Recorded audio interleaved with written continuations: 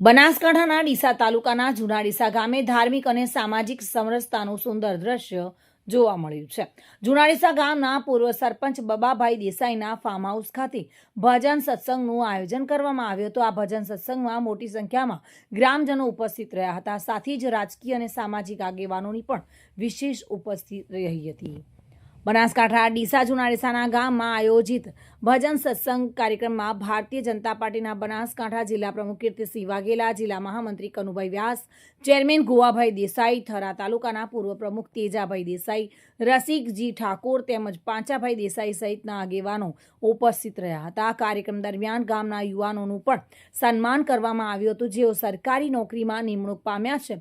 ભજન સત્સંગના માધ્યમથી આધ્યાત્મિક વાતાવરણ રચાયું હતું અને સન્માન સમારોહ દ્વારા યુવાનોને પ્રોત્સાહન આપવાનો સંદેશ આપવામાં આવ્યો હતો. ધાર્મિક ભજન સત્સંગ અને પ્રતિભાશાળી યુવાનોના સન્માનથી આ કાર્યક્રમ સામાજિક એકતા અને પ્રેરણાનું ઉત્તમ ઉદાહરણ બન્યો હતો.